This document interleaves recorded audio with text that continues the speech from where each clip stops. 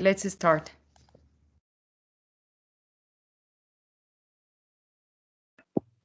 Hello, everyone. Welcome to our small group learning project with Literature of Civil Rights. Today, we're going to talk about the history of segregation, and then we're discussing how words affected the movement. And then we're going to talk about how Islam was the first call for equality centuries before the movement of civil rights in the US.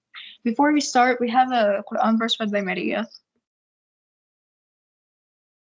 بسم الله الرحمن الرحيم يا أيها الناس إنا خلقناكم من ذكر وأنثى وجعلناكم شعوبا وقبائل لتعارفوا إن أكرمكم عند الله أتقاكم إن الله عليم خبير.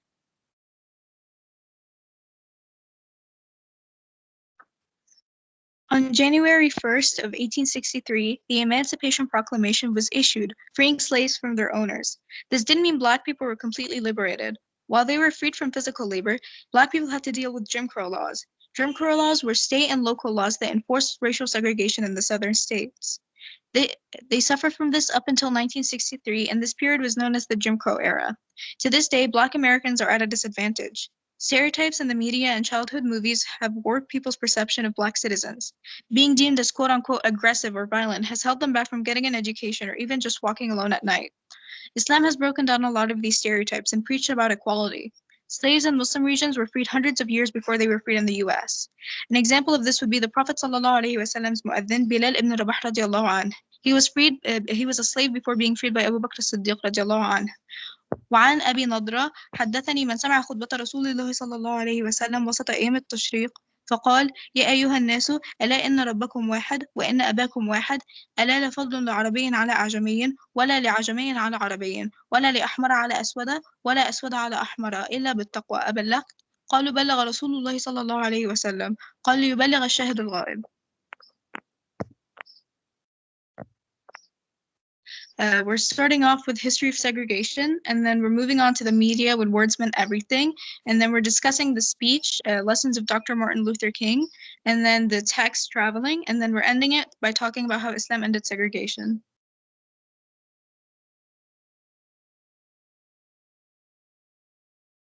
History of segregation. During segregation, people would be separated in different housing, education, schools, and many other services. This was simply based on the color of someone's skin. Once segregation ended, some people argued that African Americans should get their own homeland or even go back to Africa. This idea or plan didn't end up working out. Instead, the country set forth a plan of legally mandated segregation.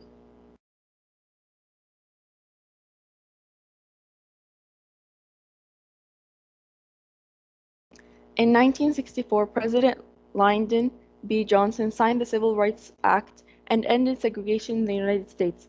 This ended segregation in public places and banned employment discrimination. In Miami, there is a low concrete wall dividing the avenue from a parallel service road. The wall was built in the late 1930s to separate white and black neighborhoods. Walls like this and fences have been created for many decades.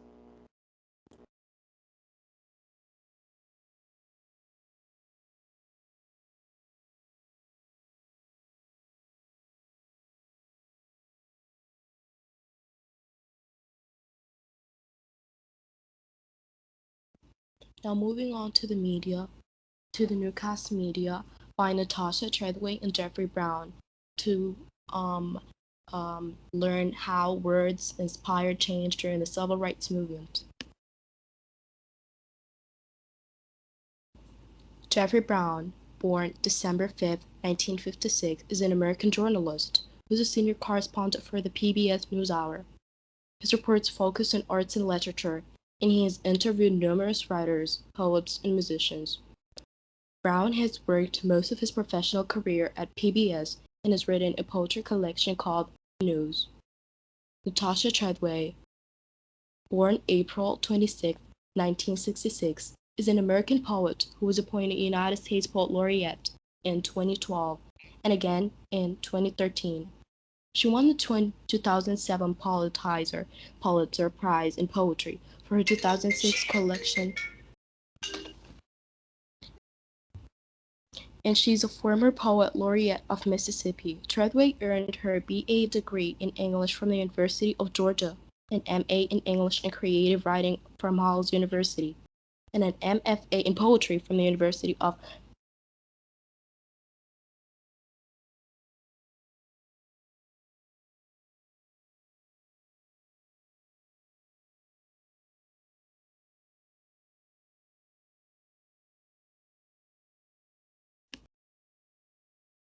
Roba, still here?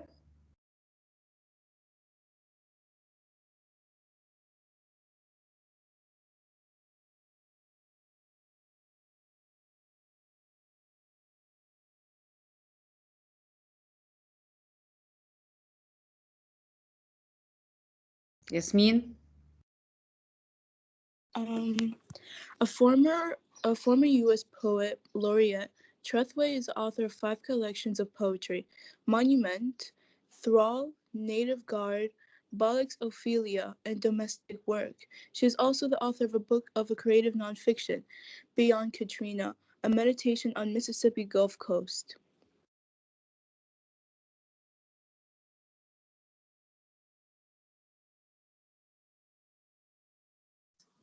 Background. Background: U.S. Poet Laureate Natasha Trethway and Jeffrey Brown recently traveled from Mississippi to Alabama on a pilgrimage to witness the historical struggles and sorrows people faced during the Civil Rights Movement. On their 100-mile journey, they examined the role of poetry in advancing the movement's message for justice and freedom. Okay, Roba?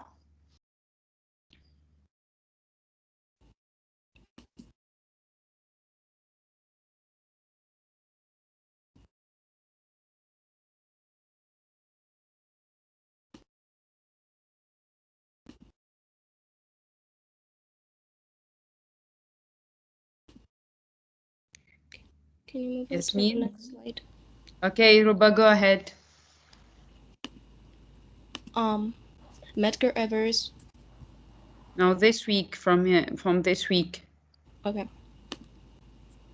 This week, we did explore the legacy of monumental moments in the country's struggle toward equality, from Marian Anderson's historic performance on the steps of the Lincoln Memorial to landmark legislation spearheaded by President Lyndon Johnson. Tonight, Jeff continues his travels with U.S. Poet Laureate Natasha Treadway to discover where poetry lives, this time to her native Mississippi, and ended with a march in Selma, Alabama.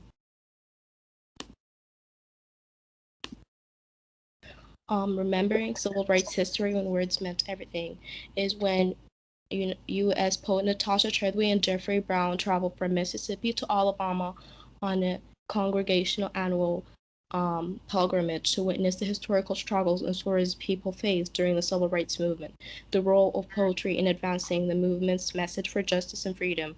Natasha Treadway tells her part of her moving and calmly horrifying poem Incident about a black family looking through their living room curtains at a cross burning in their neighborhood. She also focuses on people coming together and telling their stories about how racism and discrimination affected their lives. Media vocabulary. Eyewitness comes from someone who experienced the mentioned event. It's often used in newscasts and is always 100% accurate. Primary source provides a first-hand account of an event or time period and are considered to be authoritative.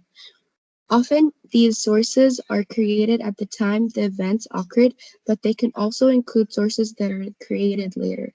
They're usually the first formal appearance of original research, documents, recordings, image, or other source that was created at the same time as the events it describes or shows.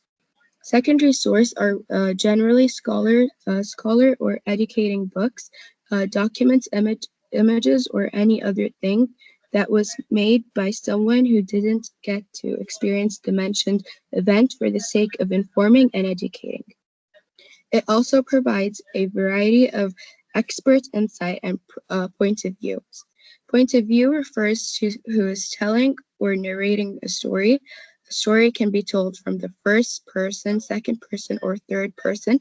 The media creator's perspective includes his or her attitude and assumptions, as well as his or her knowledge of the topic.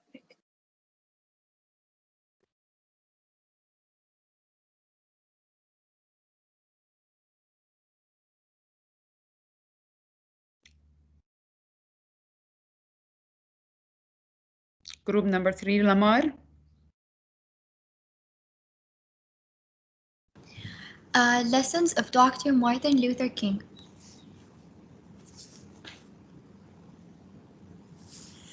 About the author, Cesar Chavez. Cesar Chavez, born near Yuma, Arizona on March 31, 1927. Cesar Chavez employed nonviolent means to bring attention to the plight of farm workers and formed both the National Farm Workers Association, which later became United Farm Workers. As a labor leader, Chavez led marches, called for boycotts, and went on several hunger strikes. It is believed that Chavez's hunger strikes contributed to his death on April 23, 1993, in San Luis, Arizona.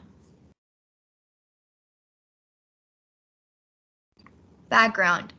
Starting with the 1962 publication of Silent Spring by Rachel Carson, an American anti-pesticide movement worked to reduce the amount and variety of toxic chemicals used to kill insects that feed on the crops or spread diseases.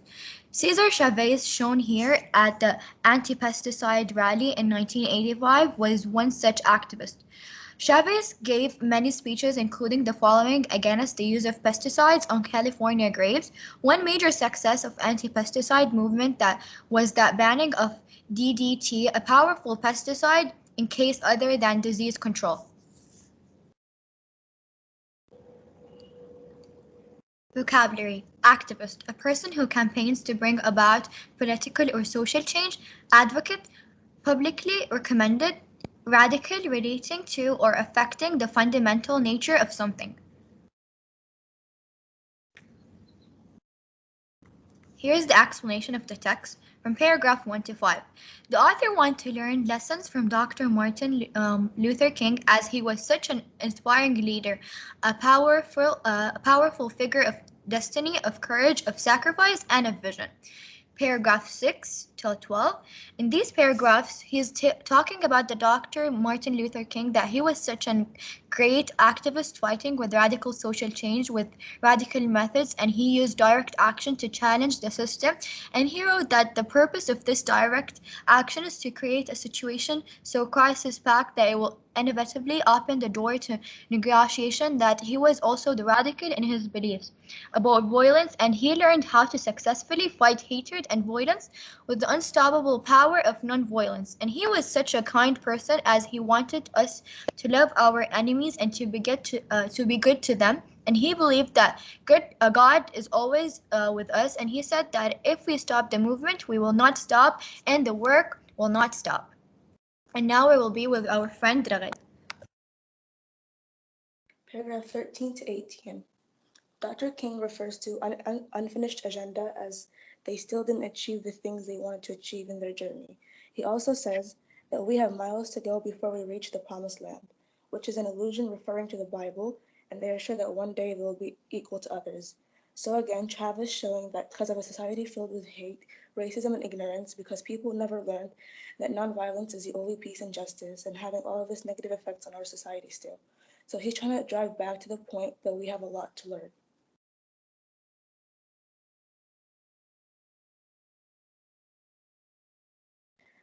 Paragraphs 19 and 20. The author said that it is time for us to work, as the enemies of justice want us to think that Dr. Martin Luther King was just a civil rights leader and that he didn't do anything to let us hate him and be his enemies. The author is showing us how great Dr. Martin was, as he died while fighting for the rights of sanitation workers in Memphis. Paragraphs 21 to 27. Dr. King reminded the author that their struggle was his struggle too. He stood beside them, and their struggle is the freedom and dignity and humanity. Dr. King challenged them to work. The chemical industry promised that chemicals and pesticides will increase profit and bring more wealth. Another struggle is the struggle of the farm workers with the pesticides. Paragraphs 28 to 33. Experts start finding out the harm and danger pesticides hold, but it was too late. The farm workers have not only known but even experienced the damage of pesticides for many years. The effects of pesticides weren't at all to the grown crops. No, they were death, distress, and clusters of cancer. The main crop of the main crops of this cause were table grapes. The poisons would be carried away almost everywhere, through the wind and into the water, then lastly to adults and children's tabletops. They cause multiple diseases and kill hundreds. Little children everywhere are defected and poisoned. The author is saying that the people who are living in the agricultural regions are in great danger and children are dying from cancer. And he's showing us evidence and saying that there were 4 children suffering from cancer in the little town of Early Mert, which rated 1,200% above normal.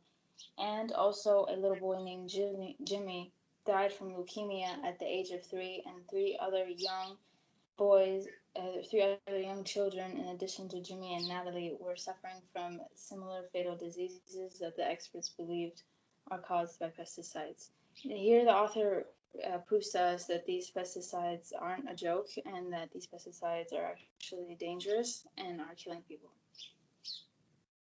Um, the author also states that the usage of pesticides must stop, and he suggests a peaceful way to do it is to boycott the table grapes, as in to refuse to buy or handle any assortment of table grapes as a way of protesting.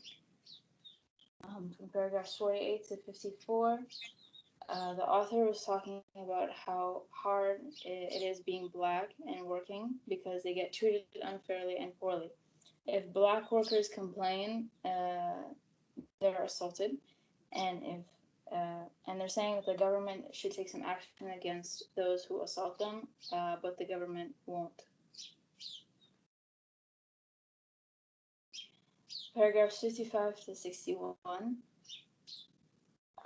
Cesar Chavez mentioned that Dr. King showed them the way with the bus boycott, and by their first boycott, they were able to get a lot of areas banned, and now they're trying to get deadly pesticides banned. The growers were always trying to stop them by many dangerous ways, but still couldn't stop them. He's saying that once a person starts learning about their surroundings and about what's happening around them, no one can stop him and no one can scare the people who aren't actually afraid. He's explaining how they struggled a lot just to have justice, explaining how the prices and the profits of grape sales started dropping heavily and how the growers are under tremendous economic pressure.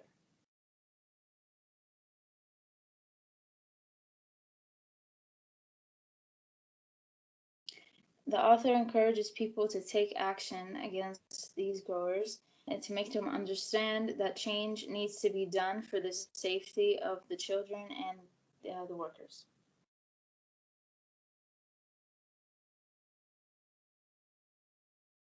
The author refers to how standing up for what's right nonviolently works for all things in life and can be applied whenever and wherever. And he refers to the people who fought for the same thing as Dr. King, came in fast and together like a dove, which is a metaphor to describe how, even during the darkest times, people still came together for justice. Paragraph 72 expresses how the author has extreme faith that there are other people out there like Dr. King who share the same beliefs and will strive for the same things. And at last, paragraph 73 to 76, the author hopes that people will join his cause too, that strives for the same goal as Dr. King had. And he states that those who don't join his cause should reach out and help other local organizations as well. and that we should continue fighting for Dr. King's message, for it was more than just a dream. He had the strength to act upon it.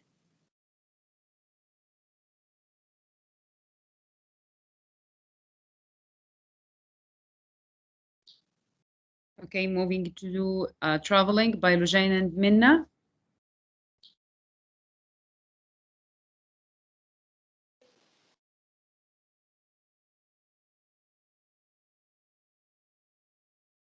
Miss, I can't see the screen. It's still on the traveling part, the title. Huh? Does it appear Yeah. now? Yes, yes. Go ahead. Author Grace Bailey.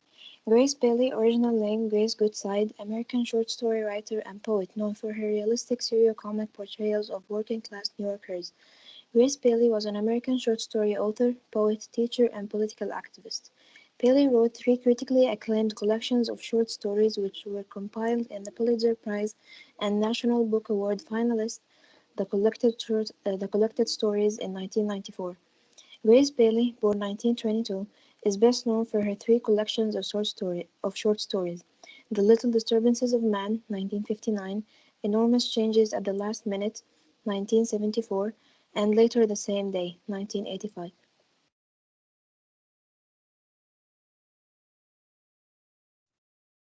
Vocabulary. Sure, used to emphasize how very great, powerful, quality or feeling is. Absolute, free from imperfection, complete, perfect. Adapt, a person that has formed an opinion or taken a position that is not going to change because the person is determined to keep that opinion or position.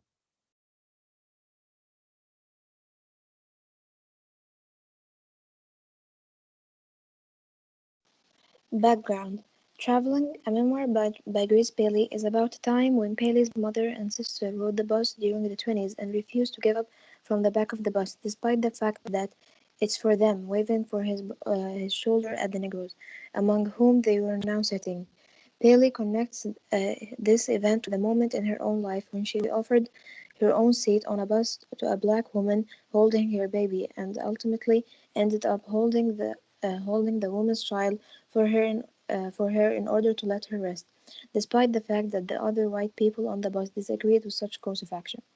The the piece is on the surface about the racism of the time, not unexpected from Bailey, who spent most of her life as an activist, but is also about the events that stick with us and shape us, and about the connections that exist between members of a family.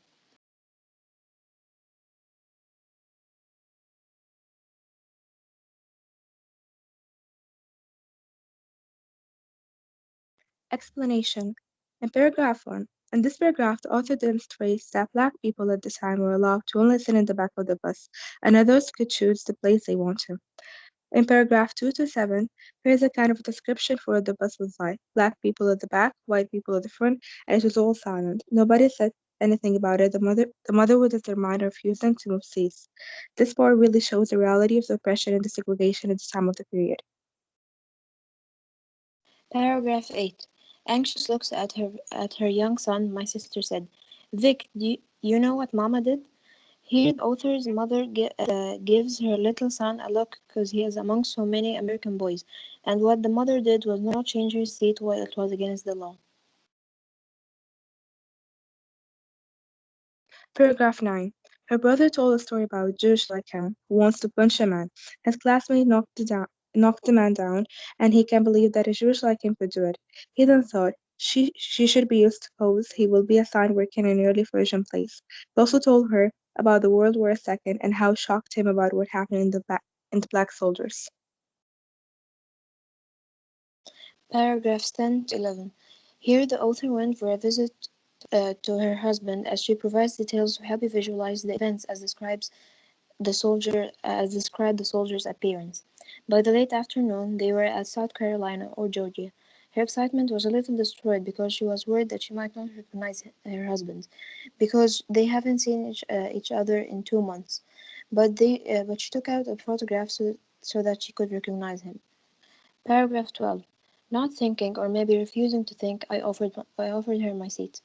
This could be considered the end of the rising action or the beginning of the climax. Paragraph 14. In this paragraph, it shows how the majority of the white people felt about the African Americans.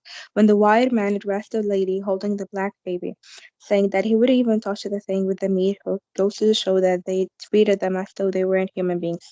The white looks down at the blacks, thinking that they were superior to them. Paragraph 15. The woman looked at the white man seriously, and she pulled the baby closer as if she protecting him. The mother was so scared to get closer to the white area. She carefully got closer and put her hand on her baby. The woman holding the baby didn't care about the white man close to them. Paragraph 16. In this paragraph is a failing action. The paragraph trying to say how the mother is trying to protect her child from the reality of this word.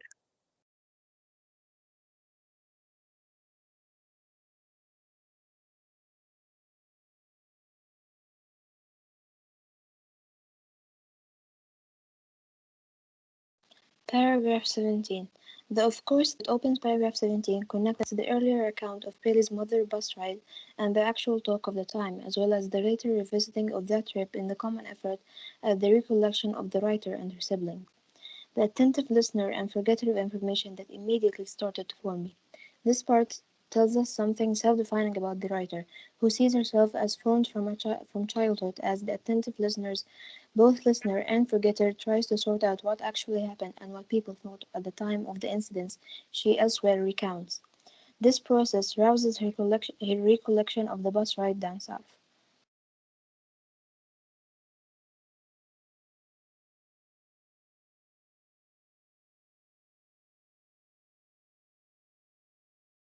Paragraph 18. And total forgetter of information. The writer provides the matter-of-fact chat between the writer and her siblings about the bus ride. Paragraph 19, 20, and 21. Here the author and her brother were wondering why they never talked about what happened and proceeded to mention that it had a great effect on him, and he tried unveiling its meaning for years. The next couple of weeks they continued to talk about their mother and said that in a way she principled around and at the same time shy.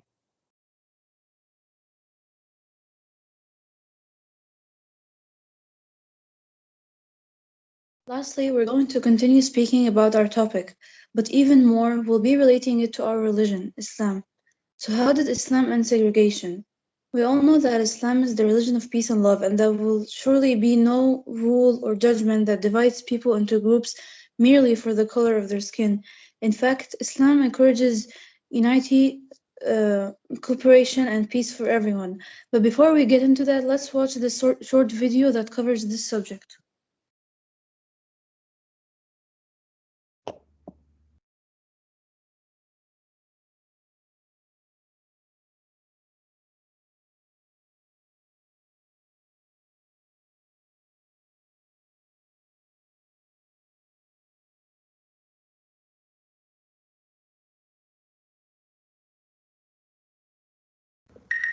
Miss, there is no sound.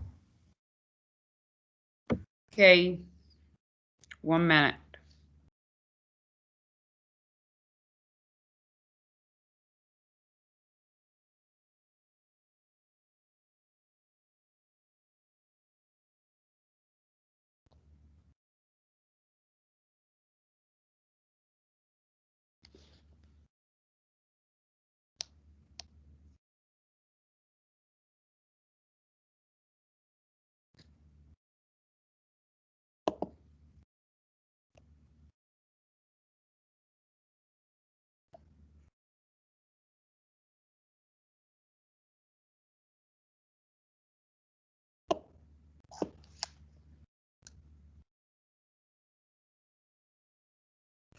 Banu Arfida, and these are hadith in Bukhari of the first.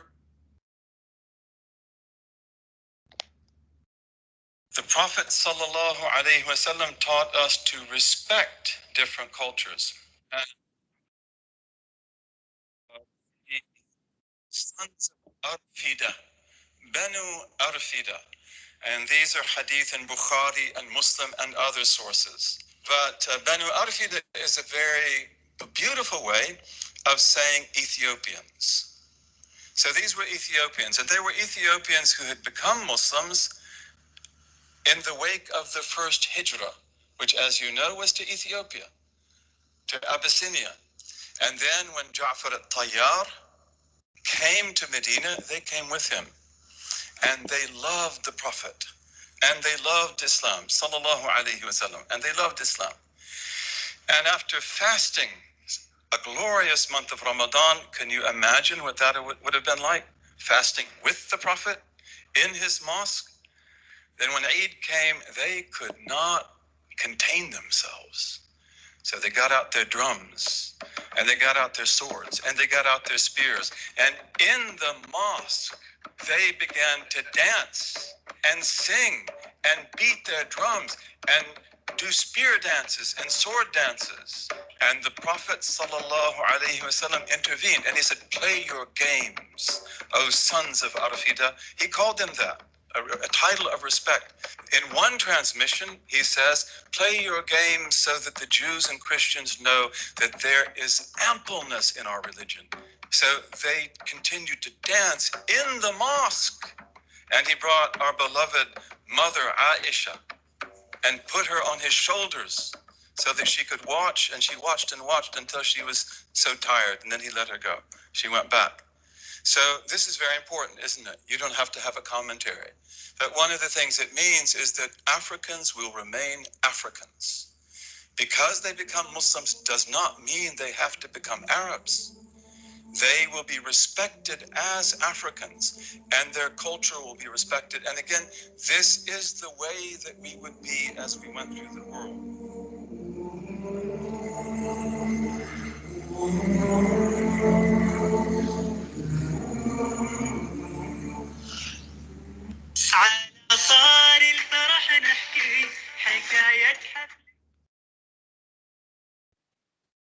Now we're going to talk about how Islam ended segregation. One day in Mecca, the Prophet Muhammad ﷺ dropped a bombshell on his followers. He told them that all people are created equal. And he said, all humans are descended from Adam and Eve. He said that in his last known public speech. There is no superiority of an Arab over a non-Arab, or of a non-Arab over an Arab, and no superiority of a white person over a black person, or of a black person over a white person, except on the basis of personal piety and righteousness. So here he said that in the Islamic religion, we don't compare people related to how they look or where they're coming from, but and we the only way that somebody can be better than someone else in Islam is in terms of righteousness and piety, or like being a good person and a good Muslim. The Prophet's message of egalitarianism tended to attract the undesirables, people from the margins of society. Early, early Muslim, Early Muslims included young men from less influential tribes, escaping that stigma, and slaves who were promised emancipation by embracing Islam. Women, declared to be the equal of men by the Quran, also found Muhammad's message appealing. However, the potential of gender equality in Islam would become compromised by the rise of patriarchal societies. So here it says that when the Prophet's message, it attracted many people because, like for example, people who were black and women, they were attracted by the Prophet's message because they were promised emancipation and freedom and equality to other people if they embrace Islam. And early Islam also attracted non-Arabs, outsiders with little standing in traditional Arab society. These included Salman the Persian, who traveled to the Arabian Peninsula seeking religious truth, Suhaib the Greek, a trader, and an enslaved Ethiopian named Bilal. All three would rise to prominence in Islam during Muhammad's lifetime. Bilal's much improved fortunes in particular illustrate how the uh,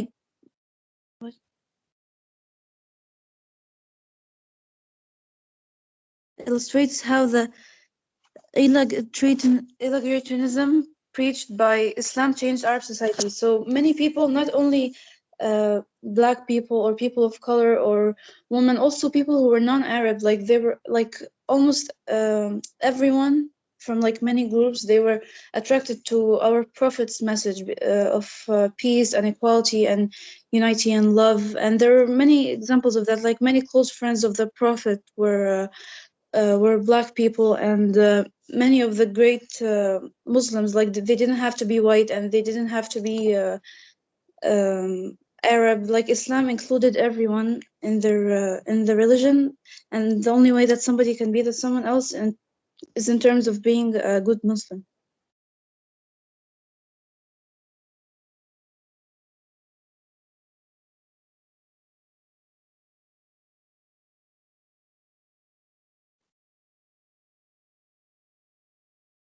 All right, that's it. Thank you for paying attention with us. Well done, guys. MashaAllah. Excellent, guys. So, from Prophet Muhammad sallallahu alaihi wasallam started his message, passing through Dr. Luther King, Natasha Rothway, and all of these. Do you find that words can inspire change, guys, or not? Yes, of Yes. course. Yes, Yes. of course. Who can comment on this, guys? With Yes, I think that words can inspire change, especially if it was in times of intense, in this case, oppression and segregation, and people were inspired by words to maybe join in on the action, and also as shown in the media. The poetry also had a very big effect on the people, and it allowed them to escape the reality and face the truth. okay, well done, Yasmin. Yeah, I think people can get inspired by people's words. They can like words can like change their like perspective, and they can like make a change in the world. Excellent.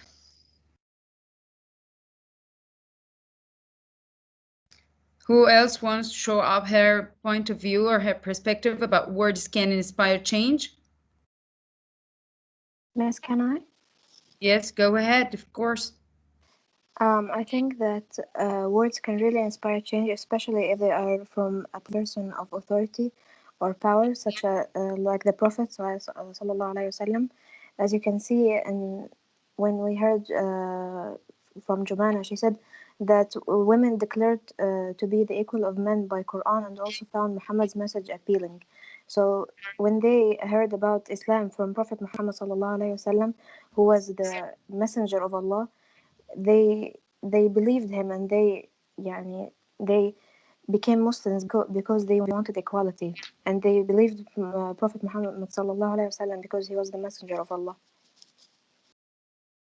Excellent.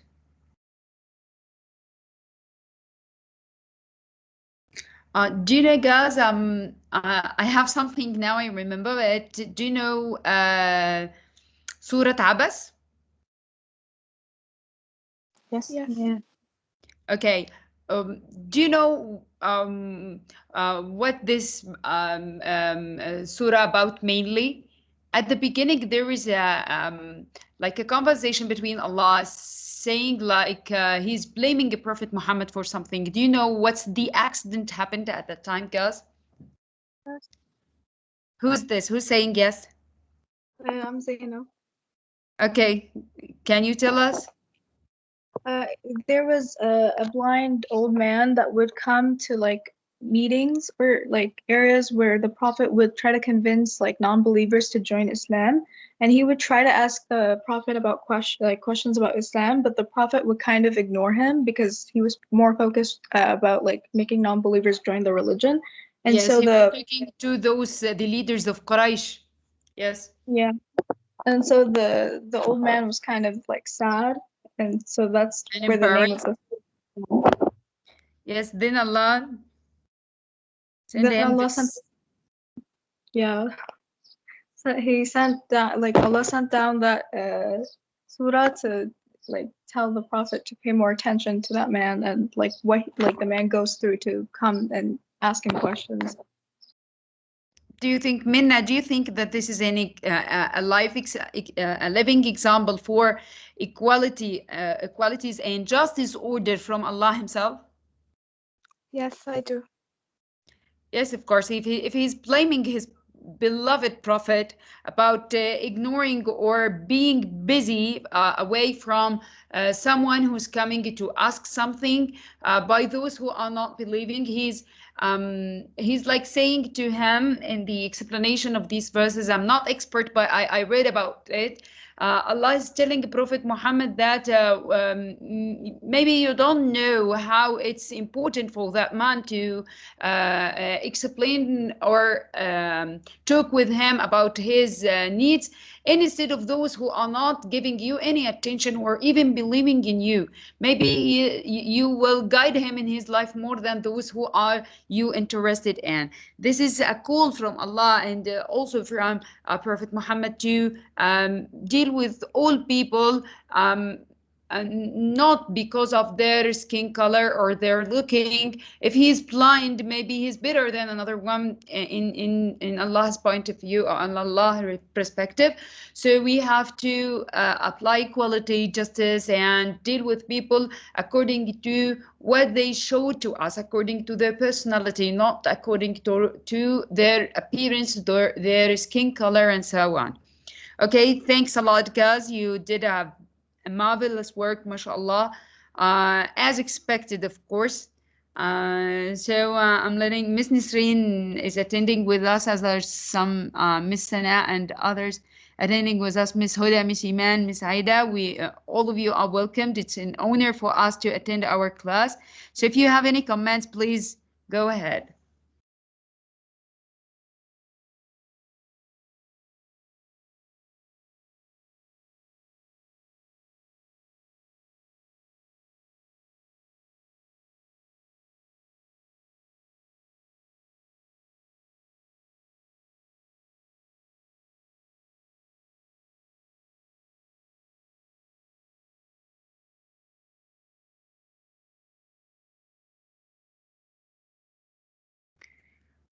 I think Miss Sana left the meeting. We have Miss Nisreen.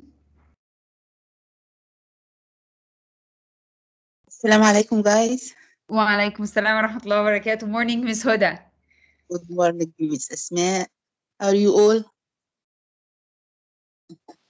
Fine, ما شاء الله Fine, alhamdulillah. ما شاء الله يا ولاد، يعني amazing presentation ما شاء الله, and also stunning topic ما شاء الله. Thank you for your presentation. Thank you, grade 9.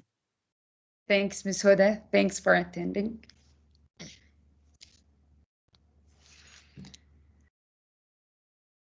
Okay, guys, we still have time. Let's go and complete discussing the Miss Nisreen comments in the chat saying, well done to you, Mrs. Man, students. You did a great job. Thanks, Miss Nisreen.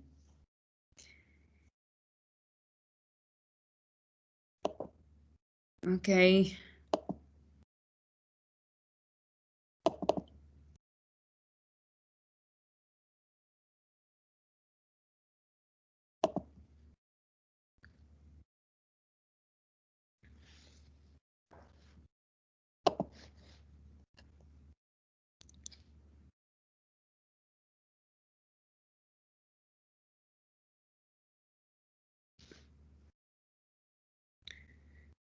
Guys, Miss Nisreen saying, I'm proud of you. Keep it up. Thanks, Miss Nisreen.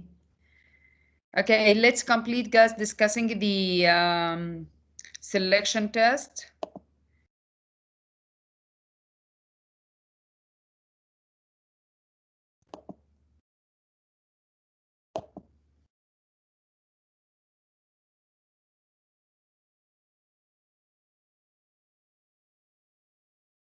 Okay, can you see the screen, guys? Yes. Yes. Yeah, it's okay.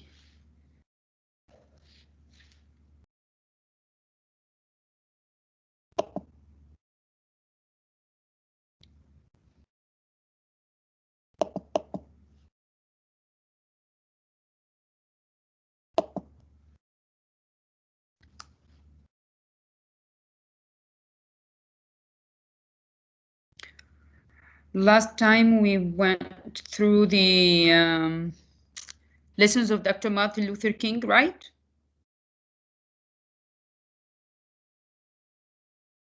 Yes.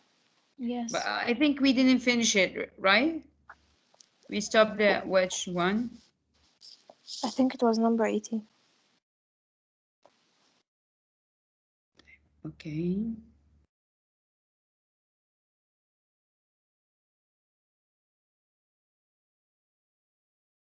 Miss, it was number 17. We didn't answer 17. Okay.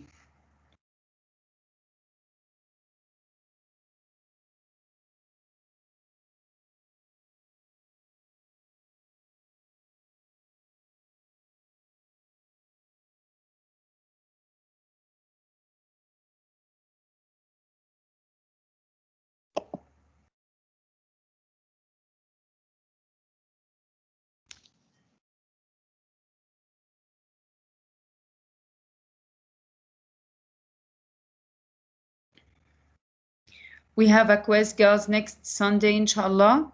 It will be for uh, traveling and Martin Luther King Jr. No, lessons of Dr. Martin Luther King, okay? About these two topics. Natasha Trezway, actually, I don't want to include it because it's just a news letter, or it's like a media, so I'm not going to include it in the quiz. Plus the grammar lessons we already finished, and the lessons we are going to have this week, inshallah. Okay.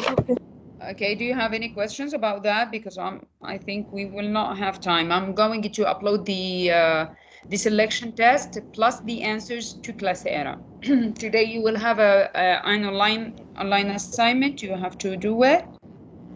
Okay. Okay. Sorry, guys. So, do you have any question about the quiz?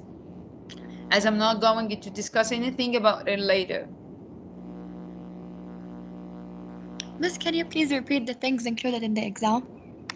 Okay, for literature, we will have lessons of Dr. Martin Luther King text, plus traveling, plus we already finished one grammar lesson from chapter 17, I think. Yes, about verbs, about the tenses, sorry.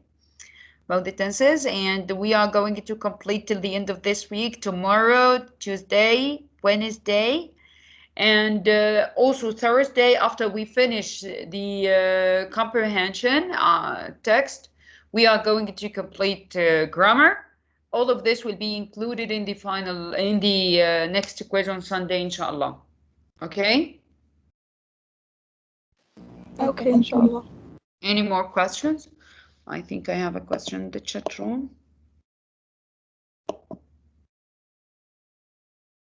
What time will the quiz be? Early in the morning, of course. At 8 a.m. as usual during the class time. Especially you, Maria, you have to be present and be prepared because you had a problem last quiz, so you have to attend this quiz. Okay? Others, please wake up early and join us. Early, be prepared for the quiz. Okay? Okay. Okay. Now, leaders of the group, are you going to tell me who didn't work or not?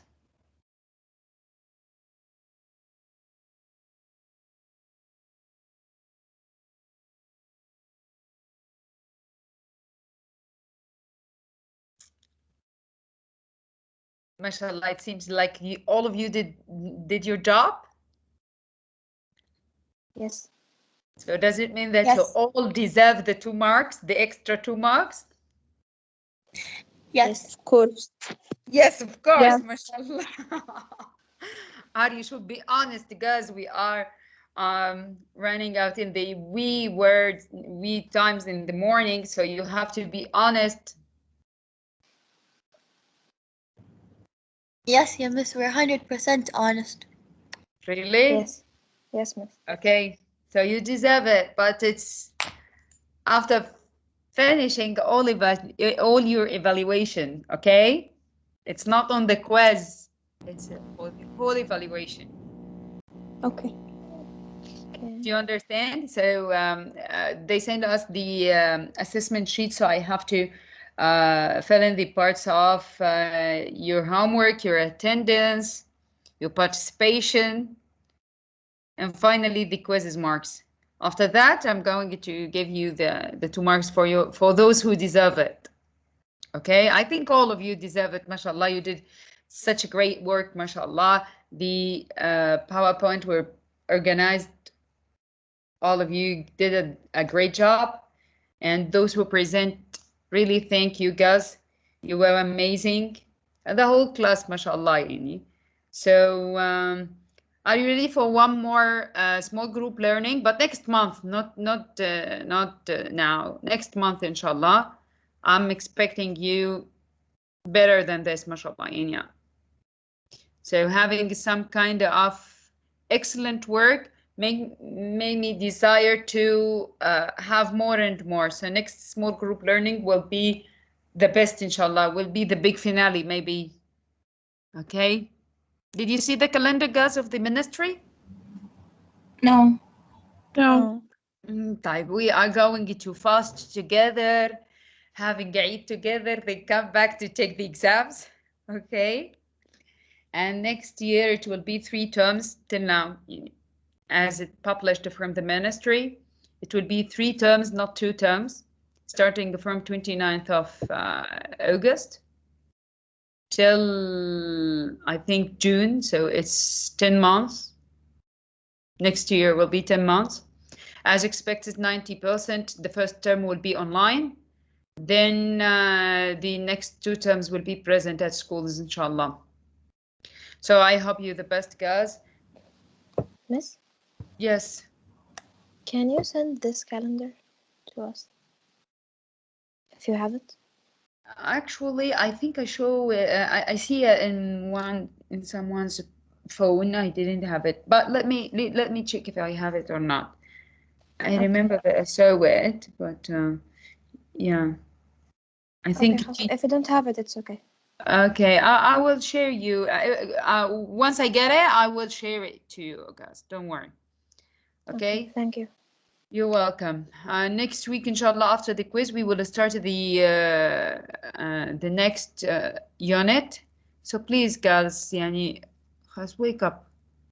Okay, let's do our best to finish this quickly before Ramadan. Actually, in my point of view, it's 1 month. Shaban only. This is the month you can work on. So let's finish as much possible as we can. And if you find that something is a kind of load over your shoulders, just inform me and we can discuss it, guys.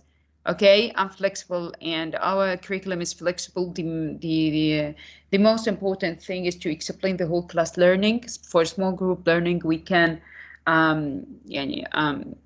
make it easy more than you can imagine. So discuss it with me and we can make it light load, not even a load, inshallah. Okay, guys? Okay. Okay, Miss. Thank you. Thanks for you guys. Thanks a lot for all of you. See you tomorrow, inshallah. Assalamu alaikum. Welcome. وعليكم السلام.